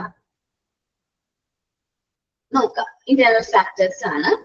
internal factor, the factor that can be regulated by the organization itself are called internal factors. നമ്മുടെ ഓർഗനൈസേഷന് റെഗുലേറ്റ് ചെയ്യാൻ പറ്റുന്ന ഫാക്ടേഴ്സിനെയാണ് ഇന്റേണൽ ഫാക്ടേഴ്സ് എന്ന് പറയുന്നത്. There are various internal factors in the organization which influence the recruitment programs. ഇനി ഈ താഴെ പറയുന്നതാണ് റിക്രൂട്ട്മെന്റ് പ്രോഗ്രാമിനെ ഇൻഫ്ലുവൻസ് ചെയ്യുന്ന ഇന്റേണൽ ഫാക്ടേഴ്സ്. എ ആണ് human resource planning. How many employees are to be recruited? എത്ര നമ്പേഴ്സ് ഓഫ് എംപ്ലോയീസ് നമുക്ക് recruit ചെയ്യണം. How many employees are to be recruited, number of employees. And required qualification, അവർക്ക് വേണ്ട qualification and experience have been determined with the help of effective human resource planning. അപ്പോൾ നമുക്ക് ഇതെങ്ങനെ മനസ്സിലാക്കാൻ പറ്റും, നല്ല എഫക്റ്റീവ് ഹ്യൂമൻ റിസോഴ്സ് പ്ലാനിംഗ് നമ്മുടെ organization ഉണ്ടെങ്കിലാണ് നമുക്ക് എത്ര എംപ്ലോയീസിന് വേണം, അവർക്കൊക്കെ എന്ത് ക്വാളിഫിക്കേഷൻ വേണം, എന്തോരം എക്സ്പീരിയൻസ് വേണമെന്ന് നമുക്ക് ഡിറ്റർമിൻ ചെയ്യാനായിട്ട് പറ്റുന്നത്. അതൊരു ഇന്റേണൽ ഫാക്ടർ ആണ്. ഓർഗനൈസേഷന്റെ അകത്താണ് ഹ്യൂമൻ റിസോഴ്സ് പ്ലാനിംഗ് കണ്ടക്ട് ചെയ്യുന്നത്. ഓക്കെ, എത്ര എംപ്ലോയീസിനെ വേണം, എന്തെല്ലാം അതിന് നമ്മൾ ടാസ്കിൽ എത്ര ജോബ് ഉണ്ടെന്ന് അനലൈസ് ചെയ്യും. അതിന് എത്ര എംപ്ലോയീസിനെ വേണമെന്ന് നോക്കും, അതിനെന്ത് ക്വാളിഫിക്കേഷൻ ഉള്ള എംപ്ലോയീസ് ആവണം എന്ന് നോക്കും. ഇതെല്ലാം ഡിറ്റർമിൻ ചെയ്യാനായിട്ട് നമ്മുടെ ഓർഗനൈസേഷന് അകത്ത് ചെയ്യുന്ന ഒരു പ്രോസസ്സാണ്. റിക്രൂട്ട്മെന്റ് പോളിസിയാണ് പറയുന്നത്. The aim of recruitment stated in the recruitment policy of the organization. നമ്മുടെ ഓർഗനൈസേഷന്റെ റിക്രൂട്ട്മെന്റ് പോളിസി ഉണ്ട്. അത് റിട്ടേൺ ആയിട്ട് ഓൾറെഡി നമ്മൾ ഓർഗനൈസേഷൻ ബിഗിനിങ്ങിൽ തന്നെ എന്ത് ചെയ്തിട്ടുണ്ടെങ്കിൽ റിക്രൂട്ട്മെന്റ് പോളിസി അവർ തയ്യാറാക്കിയിട്ടുണ്ടാവും. അപ്പൊ ആ ഒരു പോളിസി നമ്മൾ ഇൻഫ്ലുവൻസ് ചെയ്യാറുണ്ട്. അല്ലെങ്കിൽ കമ്പനിയിൽ നമ്മൾ പറയില്ലേ എംപ്ലോയീസ് കോൺട്രാക്ട് എന്നൊക്കെ, ആ ഒരു കോൺട്രാക്ട് നമ്മൾ എന്ത് ചെയ്യുന്നുണ്ട്, ഇൻഫ്ലുവൻസ് ചെയ്യുന്നുണ്ട്. It also give an outline for execution of a recruitment program. അപ്പോ ഈ റിക്രൂട്ട്മെന്റ് പോളിസി ഓൾറെഡി അത് സ്റ്റേറ്റ് ചെയ്തിട്ടുണ്ട് ഓർഗനൈസേഷന്റെ അകത്ത്. ഇന്ന പോലെ ആയിരിക്കണം റിക്രൂട്ട്മെന്റ്. ആദ്യം എന്താണ് ഇന്റർവ്യൂ ഉണ്ടെങ്കിൽ ഇന്റർവ്യൂ, അല്ലെങ്കിൽ ടെസ്റ്റ്, എന്തെങ്കിലും ടെസ്റ്റ് കണ്ടക്ട് ചെയ്യാണെങ്കിൽ അതിന് മാർക്ക് അനലൈസ് ചെയ്യണം, എക്സ്പീരിയൻസ് നോക്കണം. അങ്ങനെ വെയിറ്റേജ് ഒക്കെ കൊടുത്തിട്ടായിരിക്കും. ലെങ്തി പ്രോസസ് ആണെന്ന് ഞാൻ പറഞ്ഞില്ലേ റിക്രൂട്ട്മെന്റ്. അപ്പൊ അത് സ്റ്റേറ്റ് ചെയ്തിട്ടുണ്ടെങ്കിൽ അത് നമ്മൾ എന്ത് ചെയ്യുന്നുണ്ട്, ഇൻഫ്ലുവൻസ് ചെയ്യുന്നുണ്ട്. അതനുസരിച്ച് മാത്രമേ നമുക്ക് എന്ത് ചെയ്യാൻ പറ്റുള്ളൂ, റിക്രൂട്ട്മെന്റ് പ്രോഗ്രാംസ് എക്സിക്യൂട്ട് ചെയ്യാനായിട്ട് പറ്റുള്ളൂ. എന്നുവെച്ചാൽ ഈ റിക്രൂട്ട്മെന്റ് പോളിസി നമുക്ക് എന്ത് ചെയ്യാൻ പറ്റുള്ളൂ, ഒരു ഇതായിട്ട് നോക്കിയിട്ട് അത് നോക്കി മാത്രമേ, അല്ലെങ്കിൽ അതിനനുസരിച്ച് മാത്രമേ നമുക്ക് എന്ത് ചെയ്യാൻ പറ്റുള്ളൂ, റിക്രൂട്ട്മെന്റ് പ്രോഗ്രാം എക്സിക്യൂട്ട് ചെയ്യാനായിട്ട് പറ്റുള്ളൂ. ഇനി അടുത്തൊരു ഫാക്ടർ ആണ് size of the firm. Another vital factor that affect the process of recruitment is the size of the organization. അടുത്തൊരു ഇമ്പോർട്ടന്റ് ആയിട്ടുള്ള വൈറ്റൽ ആയിട്ടുള്ള ഫാക്ടർ ആണ് in the recruitment process size of the organization. Organizational size. If the organization intends to be broaden its operation and grow its business, നമ്മുടെ ഓർഗനൈസേഷന് എന്ത് ചെയ്യണം, അവരുടെ operations കുറച്ചും കൂടി എന്ത് ചെയ്യണം, ഇംപ്രൂവ് ചെയ്യണം, അല്ലെങ്കിൽ ഡെവലപ്മെന്റ് കൊണ്ടുവരണം, അല്ലെങ്കിൽ ഗ്രോ ചെയ്യണമെന്നുണ്ടെങ്കിൽ it will plan for hiring more employees. അപ്പൊ കൂടുതലായിട്ടുള്ള എംപ്ലോയീസിനെ അവർ എന്ത് ചെയ്യാൻ നോക്കും, ഹയർ ചെയ്യാനായിട്ട് നോക്കും. കാരണം എന്താണ്, ഒരു ബ്രാഞ്ച് തുടങ്ങണമെന്ന് വിചാരിക്കുക. ഇപ്പം ഒരു കമ്പനിയാണ്, 2 സ്ഥലത്തെ ബ്രാഞ്ച്, ഒരു സ്ഥലത്ത് ഹെഡ് ഓഫീസ്, അത് അതിൽ ഒരു ബ്രാഞ്ച് കൂടി എക്സ്ട്രാ തുടങ്ങണമെന്നുണ്ടെങ്കിൽ അവിടെ വർക്ക് ചെയ്യാനുള്ള എംപ്ലോയീസിനെ ഞാൻ റിക്രൂട്ട് ചെയ്യാനായിട്ട് വരിക. സോ അവിടെ ഒരുപാട് hiring more employees to carry out this function. So പുതിയ ബ്രാഞ്ച് തുടങ്ങുമ്പോൾ കൂടുതലായിട്ട് എംപ്ലോയീസിന് എന്ത് ചെയ്യേണ്ടി വരും, ഹയർ ചെയ്യേണ്ടതായിട്ട് വരും. എന്നാൽ മാത്രമേ നമുക്ക് ഈ ഒരു എംപ്ലോയ്മെന്റ് അല്ലെങ്കിൽ റിക്രൂട്ട്മെന്റ് കറക്റ്റ് ആയിട്ട് ചെയ്യാനായിട്ട് പറ്റുള്ളൂ. അപ്പം size of the firm influence ചെയ്യുന്നുണ്ട്. എന്നുവെച്ചാല് ഓർഗനൈസേഷൻ ഗ്രോ ചെയ്തുകൊണ്ടിരിക്കുകയാണ്, സൈസ് ഇൻക്രീസ് ചെയ്യാണെങ്കിൽ റിക്രൂട്ട്മെന്റ് പ്രോസസ്സ് നമ്മൾ എന്ത് ചെയ്യേണ്ടതായിട്ട് വരും, അത്യാവശ്യം കണ്ടക്ട് ചെയ്യേണ്ടതായിട്ട് വരും, മോർ എംപ്ലോയീസിനെ റിക്രൂട്ട് ചെയ്യേണ്ടതായിട്ട് വരും. ഇനി കോസ്റ്റ് നമുക്കറിയാം, നമ്മുടെ കയ്യിലുള്ള റിസോഴ്സ്, ഹ്യൂമൻ റിസോഴ്സ് കഴിഞ്ഞാൽ ഏറ്റവും സ്കേഴ്സ് ആയിട്ടുള്ള റിസോഴ്സ് നമ്മുടെ കയ്യിലുള്ള പൈസ അല്ലെങ്കിൽ മണി ആയിരിക്കും cost. Recruitment expense are borne by the employer. Employer ആണ് റിക്രൂട്ട്മെന്റ് എക്സ്പെൻസ് ബോൺ ചെയ്യുന്നത്. Therefore, organization try to make the use of the source of recruitment, which give more output in less cost. അപ്പം employer ആണ് എന്ത് ചെയ്യുന്നത്, ഈ recruitment expense എല്ലാം bone ചെയ്യുന്നത്. Organisation maximum എന്താ ട്രൈ ചെയ്യാറ്, എങ്ങനെ സിമ്പിൾ ആയിട്ട് നമുക്ക് റിക്രൂട്ട്മെന്റ് പ്രോസസ് ചെയ്യാൻ പറ്റും, എത്ര ചെലവ് കുറച്ച് ചെയ്യാൻ പറ്റും, ഏറ്റവും ചെലവ് കുറച്ച് എങ്ങനെ റിക്രൂട്ട്മെന്റ് പ്രോസസ് കണ്ടക്ട് ചെയ്യാൻ പറ്റും എന്നുള്ളതായിരിക്കും അവർ എന്ത് ചെയ്യുന്നത്, നോക്കുന്നത്. ഇപ്പൊ ഞാൻ പറയാം, സാറ്റിലേക്കൊക്കെ ജോബ് വേക്കൻസിക്ക് അസിസ്റ്റന്റ് ലെക്ചറൊക്കെ പോസ്റ്റ് വരുമ്പോൾ എനിക്ക് തോന്നുന്ന ആപ്ലിക്കേഷൻ ഫീ വാങ്ങിക്കാറുണ്ട്. ആരെങ്കിലും അയച്ചിട്ടുണ്ടോ സാറ്റിലേക്കൊക്കെ? ഈ ആപ്ലിക്കേഷൻ ഫീ വാങ്ങിക്കുന്നതെന്ന് വെച്ചാൽ ഈ റിക്രൂട്ട്മെന്റ് എക്സ്പെൻസ് അവര് ബോൺ ചെയ്യാതിരിക്കാൻ വേണ്ടിയിട്ടാണ് നമ്മളുടെ വാങ്ങിക്കുന്നത്. പക്ഷെ എല്ലാ ഓർഗനൈസേഷനും അങ്ങനെ ആവണമെന്നില്ല. എന്ന് വെച്ചിട്ടുണ്ടെങ്കിൽ റിക്രൂട്ട്മെന്റ് എക്സ്പെൻസ് ഓണർ തന്നെയാണ് എന്ത് ചെയ്യുന്നത്, വഹിക്കുന്നത്. അപ്പോൾ ഈ റിക്രൂട്ട്മെന്റ് എക്സ്പെൻസ് കുറയ്ക്കാനായിട്ട് മാക്സിമം നമ്മൾ എന്ത് ചെയ്യണം, ശ്രമിക്കണം. ഒരിക്കലും കൂട്ടാനായിട്ട് ശ്രമിക്കരുത്. എങ്ങനെ നമുക്ക് കോസ്റ്റ് കുറച്ച് കൂടുതലായിട്ട് എംപ്ലോയീസിനെ റിക്രൂട്ട് ചെയ്യാൻ പറ്റും, കൂടുതലായിട്ട് ആപ്ലിക്കേഷൻസ് എങ്ങനെ റിസീവ് ചെയ്യാൻ പറ്റും എന്നുള്ളതായിരിക്കും നമ്മളുടെ മൈൻഡിൽ വേണ്ടത്. ഓക്കെ, ഒന്ന് റീഡ് ചെയ്ത് നോക്കി, ഇതാണ് ഫാക്ടേഴ്സ്, ഒന്ന് റീഡ് ചെയ്ത് നോക്കി കേട്ടോ.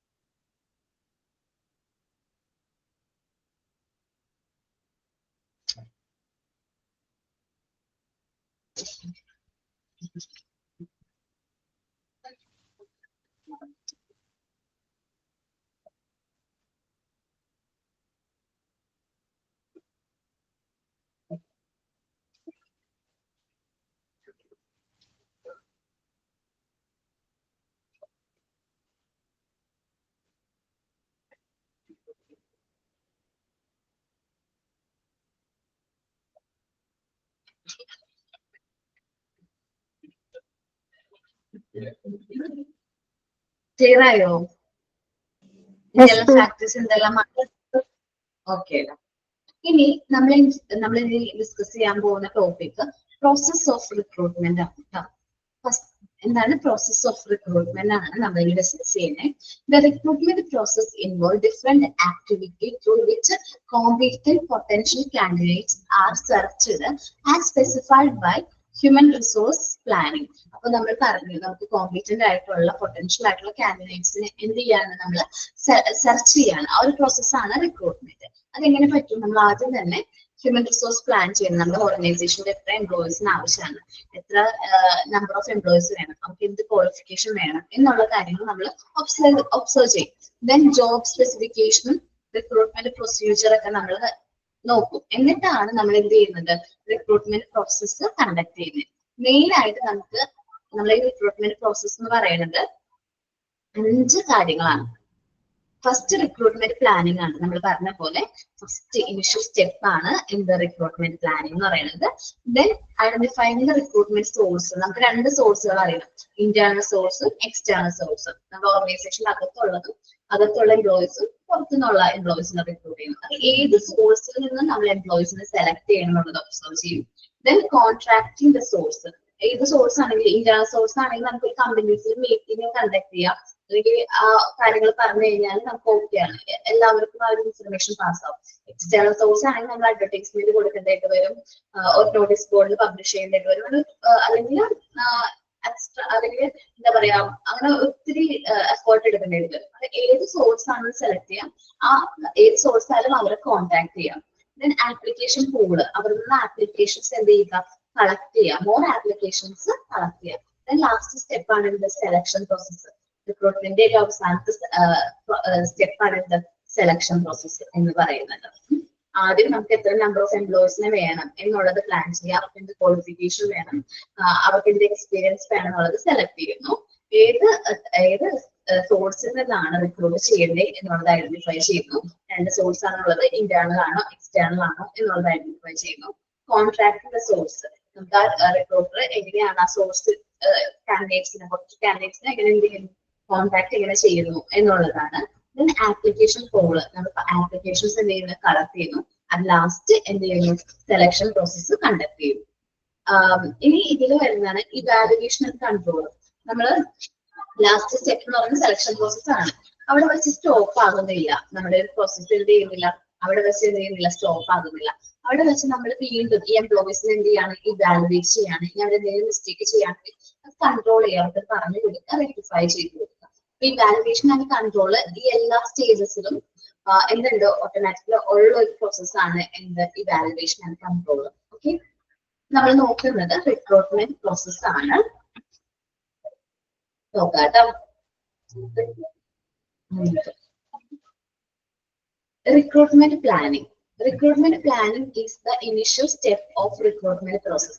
Recruitment process in the first step in the recruitment planning. It involves determining the following. Number of contractors. Organization always plans to capture more than required candidates.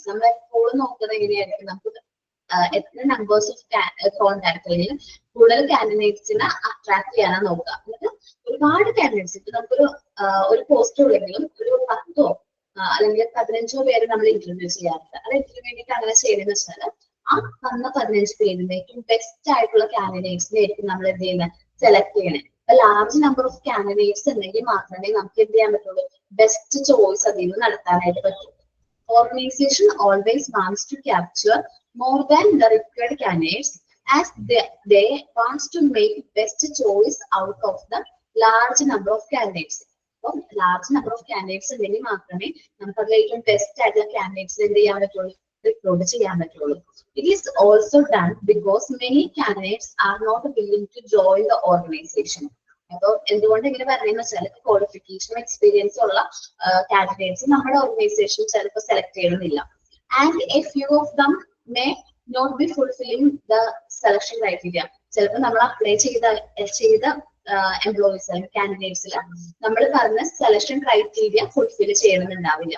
So whenever a recruitment program is thought of, the organization has think about the quantity of the application. നമ്മളിപ്പോൾ recruitment programme ചിന്തിച്ചിട്ടുണ്ടെങ്കിൽ, plan ചെയ്തിട്ടുണ്ടെങ്കിൽ organisation എന്താ ശ്രമിക്കാന്ന് വെച്ചിട്ടുണ്ടെങ്കിൽ എത്ര number of applications കിട്ടും എന്നുള്ളത് നോക്കും. അതിന്റെ ക്വാണ്ടിറ്റിയിൽ ശ്രദ്ധിക്കാറുണ്ട്. It should get in so as to fill all its vacancy with the suitable candidates. അപ്പം നമ്മൾ എന്താ പറയുക, അങ്ങനെയാണ് നമുക്ക് ഒരുപാട് ക്വാണ്ടിറ്റി നമ്പർ ഓഫ് ആപ്ലിക്കേഷൻസ് കിട്ടിയാൽ മാത്രമേ ആ ആപ്ലിക്കൻസിന് ഏറ്റവും സൂട്ടബിൾ ആയിട്ടുള്ള കാൻഡിഡേറ്റ്സിന് നമുക്ക് ആ പോസ്റ്റിലേക്ക് എന്ത് ചെയ്യാൻ പറ്റുള്ളൂ, ഫിൽ ചെയ്യാനായിട്ട് പറ്റും. റൈറ്റ് പേഴ്സണെ നമുക്ക് റൈറ്റ് ജോബിലേക്ക് എന്ത് ചെയ്യാൻ പറ്റുള്ളൂ, പ്ലേസ് ചെയ്യാനായിട്ട് പറ്റും. അപ്പൊ നമ്പർ ഓഫ് കോൺടാക്ട് വളരെ ഇമ്പോർട്ടന്റ് ആണ്. നമ്പർ ഓഫ് കാൻഡിഡേറ്റ്സ് ആപ്ലിക്കേഷൻ ആണ് പറയുന്നത്. എന്തോ നമ്പർ ഓഫ് ആപ്ലിക്കേഷൻസ് ഉണ്ടോ അത്രയും ബെസ്റ്റ് ആയിരിക്കും നമ്മുടെ സെലക്ഷൻ പ്രോസസ്സ്. ഏറ്റവും ബെസ്റ്റ് ആയിട്ടുള്ള ആ വന്നിരിക്കുന്ന കാൻഡിഡേറ്റ്സിന് ഏറ്റവും ബെസ്റ്റ് ആയിട്ടുള്ള പേഴ്സൺസ് നമുക്ക് എന്ത് ചെയ്യാൻ പറ്റും, സെലക്ട് ചെയ്യാനായിട്ട് പറ്റും. Type of contact. It is pertaining to the individual who should be informed about job vacancy according to job description and job specification. നമ്മൾ ലാസ്റ്റ് ചാപ്റ്ററിൽ ഫസ്റ്റ് ചാപ്റ്ററിൽ നമ്മൾ നോക്കിയിട്ടുണ്ടായിരുന്നു ജോബ് ഡിസ്ക്രിപ്ഷനും ജോബ് സ്പെസിഫിക്കേഷനും. ഇതനുസരിച്ചിട്ടായിരിക്കും നമ്മൾ എന്ത് ചെയ്യുന്ന ഒരു ഇൻഡിവിജ്വൽ ആ ഒരു ജോബ് വേക്കൻസിയിലേക്ക് അപ്ലൈ ചെയ്യുന്നത്. അപ്പൊ ജോബ് നമ്മൾ ശ്രദ്ധിക്കാം, ഈ വന്ന കാൻഡിഡേറ്റ്സിന് നമ്മൾ പറഞ്ഞ ജോബ് ഡിസ്ക്രിപ്ഷൻ ഒക്കെ ഓക്കെ ആണോ, നമ്മൾ പറഞ്ഞ ജോബ് സ്പെസിഫിക്കേഷൻ ഒക്കെ ഉള്ള ഒരു കാൻഡിഡേറ്റ് ആണോ എന്ത് ചെയ്തിരിക്കുന്നത് നമ്മുടെ ആപ്ലിക്കേഷൻ, അതായത് നമുക്ക് ഇന്റർവ്യൂവിന് അല്ല ആപ്ലിക്കേഷൻ തന്നിരിക്കുന്നത് എന്ന് നമുക്ക് ഒബ്സർവ് ചെയ്യാനായിട്ട് പറ്റും. അപ്പോൾ ആദ്യം റിക്രൂട്ട്മെന്റ് പ്ലാനിങ് ആണ്. റിക്രൂട്ട്മെന്റ് പ്ലാനിങ്ങിൽ ഫസ്റ്റ് ഭാഗം നമ്പർ ഓഫ് കോൺടാക്ട് ആണ്. എത്ര നമ്പർ ഓഫ് കോൺടാക്ട്സ് കൂടുതലാണോ അത്രയും ബെസ്റ്റ് ആയിരിക്കും നമ്മുടെ സെലക്ഷൻ പ്രോസസ്സ്. പിന്നെ ടൈപ്പ് ഓഫ് കോൺടാക്ട് ആണ്. അപ്പൊ നമ്മൾ ഈ വന്നിരിക്കുന്ന ആപ്ലിക്കേഷൻസ് നല്ല രീതിയിൽ എന്ത് ചെയ്യേണ്ടതായിട്ട് വരും, വെരിഫൈ ചെയ്യേണ്ടതായിട്ട് വരും. ഓരോ വേക്കൻസി അല്ലെങ്കിൽ ഓരോ ആപ്ലിക്കൻസിനും നമ്മൾ പറയുന്ന ക്രൈറ്റീരിയ, ജോബ് ഡിസ്ക്രിപ്ഷൻ ഫുൾഫിൽ ചെയ്യുന്നുണ്ടോ, ജോബ് സ്പെസിഫിക്കേഷൻ ഓക്കെ ആണോ എന്നുള്ളത് നമ്മൾ എന്ത് ചെയ്യും, അനലൈസ് ചെയ്യാറുണ്ട്. ഓക്കെ,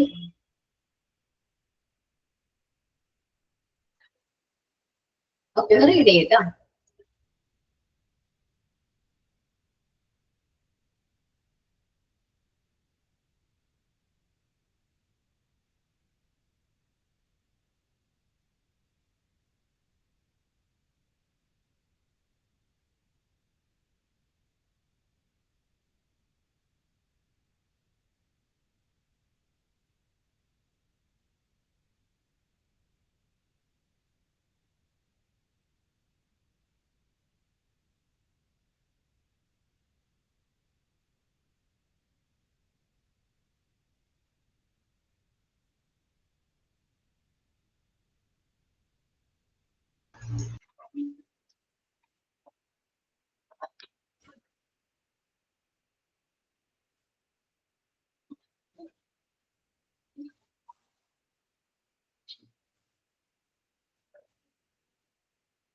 ഓക്കെ, ക്ലിയർ ആയോ അത് റിക്രൂട്ട്മെന്റ് പ്ലാനിങ്?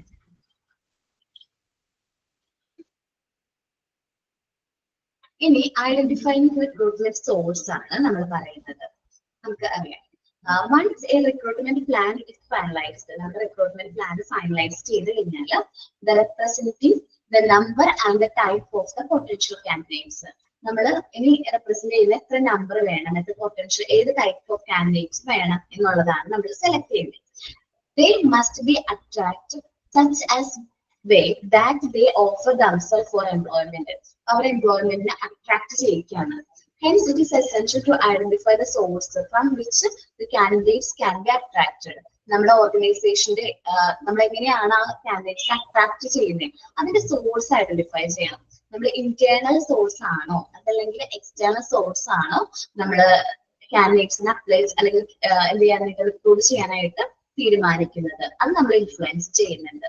ഇന്റേണൽ സോഴ്സ് ആണെങ്കിൽ ഞാൻ പറഞ്ഞ പോലെ നോട്ടീസ് ബോർഡിലോ കമ്പനീസ് മീറ്റിംഗിലോ ഒന്ന് ഈ ജോബ് വേക്കൻസി ഉണ്ട്, ഈ ക്വാളിഫിക്കേഷൻ ആണ്, ഇന്നതാണ് ക്വാളിഫിക്കേഷൻ, ആർക്കൊക്കെയാണ് അപ്ലൈ ചെയ്യാനായിട്ട് ആഗ്രഹമുള്ളവർ അവർ അപ്ലൈ ചെയ്യാം. നമ്മൾ എപ്പോഴും നമ്മുടെ ഓർഗനൈസേഷൻ വർക്ക് ചെയ്യുന്ന എംപ്ലോയീസിനെ കൺസിഡർ ചെയ്തിട്ട് പുറത്തുനിന്നുള്ള ആൾക്കാരെ എന്ത് ചെയ്യുള്ളൂ, റിക്രൂട്ട് ചെയ്യുള്ളൂ. ഇനി നമ്മുടെ ഓർഗനൈസേഷൻ അങ്ങനെ ആരും അപ്ലൈ ചെയ്തില്ല, ടൈം ലിമിറ്റ് പറഞ്ഞിട്ടുണ്ടാവും, അതുവരെയും ആരും അപ്ലൈ ചെയ്തിട്ടില്ലെങ്കിൽ നമ്മൾ എന്ത് ചെയ്യും, ഓട്ടോമാറ്റിക്കലി എക്സ്റ്റേണൽ സോഴ്സ് ചെയ്യുന്ന ആപ്ലിക്കേഷൻസ് റിസീവ് ചെയ്യും.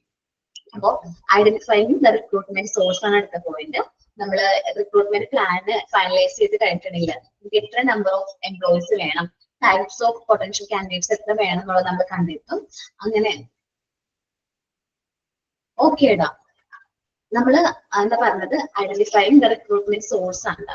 നമ്മൾ റിക്രൂട്ട്മെന്റ് പ്ലാൻ ഓക്കെ ആണല്ലോ. റിക്രൂട്ട്മെന്റ് പ്ലാനിൽ നമുക്ക് നമ്പർ ഓഫ് ടൈപ്പ് ഓഫ് കാൻഡിഡേറ്റ്സിനെ നമ്മൾ കറക്റ്റ് ആയിട്ട് സെലക്ട് ചെയ്ത് കഴിഞ്ഞിട്ട് ദെൻ നമ്മൾ ഈ കാൻഡിഡേറ്റ്സിനെ പോസ്റ്റിലേക്ക് അട്രാക്ട് ചെയ്യണം അല്ലെ. നമ്മുടെ ഈ ഒരു ജോബിലേക്ക് അവരെന്ത് ചെയ്യണം, അട്രാക്ട് ചെയ്യാൻ വേണ്ടിയിട്ട് നമ്മൾ എന്ത് ചെയ്യും, നമ്മൾ ആദ്യം തന്നെ ഏത് സോഴ്സ് ആണെന്നുള്ളത് ഐഡന്റിഫൈ ചെയ്യണം.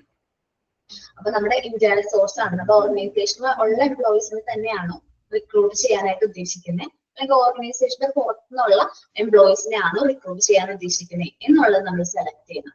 ഏത് സോഴ്സിൽ നിന്നാണ് എംപ്ലോയീസിന് റിക്രൂട്ട് ചെയ്യുന്നത് എന്നുള്ളത് നമ്മൾ ശ്രദ്ധിക്കണം. അപ്പൊ ഇന്റേണൽ സോഴ്സ് ആണെങ്കിൽ ഞാൻ പറഞ്ഞ പോലെ നോട്ടീസ് ബോർഡിൽ, നമ്മളുടെ ഓർഗനൈസേഷന്റെ അകത്തുള്ള നോട്ടീസ് ബോർഡിൽ ഇന്ന ജോബ് വേക്കൻസി ഉണ്ട്, ഇന്നതാണ് ക്വാളിഫിക്കേഷൻ, ഇന്ന പോസ്റ്റിലേക്കാണ് ജോബ്, ഇന്ന ക്വാളിഫിക്കേഷൻ ആണ്, ഇത്രയാണ് എമൗണ്ട് ഓഫ് സാലറി, പിന്നെ ഇതിന്റെ അലവൻസ് അങ്ങനെ കാര്യങ്ങളൊക്കെ കൊടുക്കുന്നുണ്ടെങ്കിൽ അതിടാം. അപ്പം അങ്ങനെ ഒരു ക്വാളിഫൈഡ് ആയിട്ടുള്ള ഒരാളുണ്ടെങ്കിൽ ആ ഒരാൾക്ക് എന്ത് ചെയ്യാൻ പറ്റും, ആ ജോബിലേക്ക് അപ്ലൈ ചെയ്യാനായിട്ട് പറ്റും. അല്ല ഇനി എക്സ്റ്റേണൽ സോഴ്സ് ആണ്, നമ്മൾ നമ്മുടെ കമ്പനിയിലുള്ള എംപ്ലോയീസിന് ആരും എടുക്കുന്നില്ല, പുറത്തുനിന്ന് ന്യൂ സ്കിൽ ആയിട്ടുള്ള എംപ്ലോയിനെയാണ് സെലക്ട് ചെയ്യുന്നത്. സോ എന്ത് ചെയ്യും, നമ്മൾ അഡ്വർടൈസ്മെന്റ് കൊടുക്കും, പുറത്ത് ന്യൂസ് പേപ്പറിലോ അല്ലെങ്കിൽ എന്താ നമ്മള് ജോബ് നൗക്കറിയിലോ അങ്ങനെ അഡ്വർടൈസ്മെന്റ് കൊടുക്കുന്നു. നമ്മൾ എന്ത് ചെയ്യുന്നു, ഈ അടുത്ത റിക്രൂട്ട്മെന്റ് സ്റ്റെപ്പുകൾ കണ്ടക്ട് ചെയ്യുന്നു. അപ്പൊ ഏത് സോഴ്സിൽ നിന്നാണ് നമ്മൾ റിക്രൂട്ട്മെന്റ് ചെയ്യുന്നേ ഉള്ളത് നമ്മൾ എന്ത് ചെയ്യേണ്ടതായിട്ട് വരും, സെലക്ട് ചെയ്യേണ്ടതായിട്ട് വരും. ഏത് സോഴ്സ് ആണ് നമ്മൾ advertisement about benefits and salary. Okay, കുറച്ച് അഡ്വർടൈസ്മെന്റോ അല്ലെങ്കിൽ കാര്യങ്ങളൊക്കെ കൊടുക്കുന്നു, അവരെ കൂടുതലായിട്ട് അട്രാക്ട് ചെയ്യാനുള്ള കാര്യങ്ങൾ ചെയ്യുന്നു. That's all. ഒന്ന് റീഡ് ചെയ്ത് നോക്കിയേ, identifying the recruitment source India. അതല്ല, നിങ്ങളൊന്ന് നോട്ട് ചെയ്ത് നോക്കുക. അത് പറഞ്ഞത് സോഴ്സ് മാത്രമാണ്, ഏത് സോഴ്സ് ആണെന്നാണ് ജസ്റ്റ് ബേസിൽ നിങ്ങൾ സോഴ്സ് ഓഫ് റിക്രൂട്ട്മെന്റ് പഠിക്കുന്നുണ്ട്. അതുകൊണ്ടാണ് അവര് ഏത് സോഴ്സ് ആണെന്നുള്ളത് പറയാത്തത്. Internal source and external source ആണ് നമുക്ക് ഉള്ളത്. അത് ഏത് സോഴ്സ് ആണെന്നുള്ളത് നമ്മൾ എന്ത് ചെയ്യുന്നു, സെലക്ട് ചെയ്തു. മേ ബി ഇന്റേണൽ സോഴ്സ് എന്ന് പറയുമ്പോൾ ചിലപ്പോൾ പ്രൊമോഷനോ ട്രാൻസ്ഫറോ വഴി നമുക്ക് എന്ത് ചെയ്യാൻ പറ്റും, ആ ഒരു പോസ്റ്റിലെ വേക്കൻസി ഫില്ല് ചെയ്യാനായിട്ട് പറ്റും. എക്സ്റ്റേണൽ സോഴ്സ് എന്ന് പറയുമ്പോൾ നമ്മൾ ഇന്റർവ്യൂ കണ്ടക്ട് ചെയ്ത് തന്നെ എന്ത് ചെയ്യുന്നു, പുറത്തുനിന്ന് ആൾക്കാരെ സെലക്ട് ചെയ്യുന്നു. ആ ഒരു പോയിന്റ് റീഡ് ചെയ്ത് ഐഡന്റിഫൈങ് ദ റിക്രൂട്ട്മെന്റ് സോഴ്സ്.